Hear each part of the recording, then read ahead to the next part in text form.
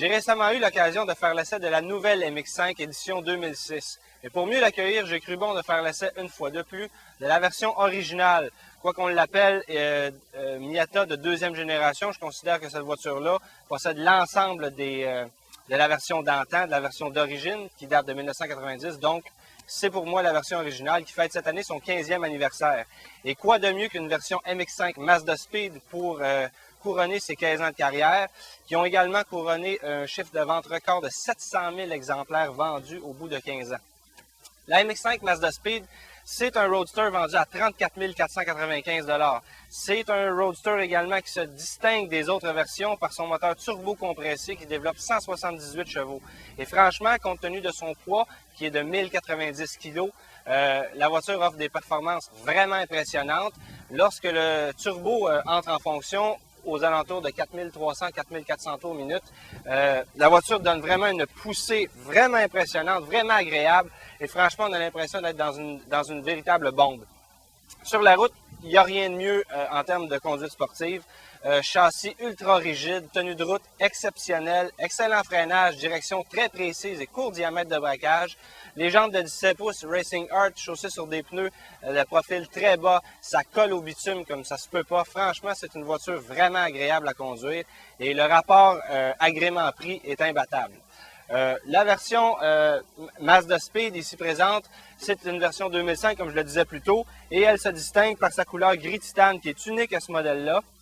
Tout comme le petit aileron arrière, la jupe avant et les jantes de 17 pouces, comme je le disais tantôt. L'œil averti va également remarquer le rétroviseur de couleur assortie, le rétroviseur intérieur, pardon, de couleur assortie à la carrosserie, sur lequel on retrouve un petit logo Mazda Speed. En s'assoyant à bord de la Miata 2005, c'est là qu'on reconnaît ces quelques signes de vieillesse. Par exemple, si je prends les divers bras qui se trouvent sur la colonne de direction servant à l'activation des clignotants et des essuie-glaces, ben ce sont les mêmes bras qui se retrouvaient dans ma vieille Mazda 323 1990. Donc, ce sont quelques signes de vieillesse, mais qui ne sont pas très graves en fait. La position de conduite, ben, c'est celle d'une sportive, d'une monoplace presque. C'est vraiment conçu pour la pure conduite, mais il n'y a pas de place. Il faut se faire. Il manque franchement d'espace pour les bras. Même pour les jambes, ma jambe est constamment à côté sur la console centrale. Et ce qui est désagréable, je dirais ce qui est le plus désagréable de la MX5 et même de la nouvelle 2006, c'est que parce que le différentiel et la transmission se trouvent juste ici, ben le tout devient chaud après, je vous dirais, 10 ou 15 minutes de conduite et on a constamment l'impression d'avoir du chauffage aux pieds, même en été, donc c'est pas très agréable. Mais pour le reste, c'est vraiment la bagnole, le petit roadster d'été, la petite voiture pour se faire plaisir. Et à l'intérieur, ben bon, c'est de la finition à la japonaise. La qualité des matériaux est très bonne. Vous remarquerez dans la MX5 Mazda Speed qu'il n'y a pas de siège de cuir, c'est du tissu. Donc, pour la conduite sportive, c'est mieux parce que c'est pas glissant. Sinon, ben, comme je disais, c'est conçu pour conduire. Il ne faut pas s'attendre à beaucoup d'excentricité. C'est l'habitacle d'une MX5, tout simplement. C'est la même chose depuis 15 ans ou à peu près. La MX5 Mazda Speed, c'est l'ultime Miata. C'est la voiture qui permet à certains addicts de la MX5 Miata de se distinguer de la masse.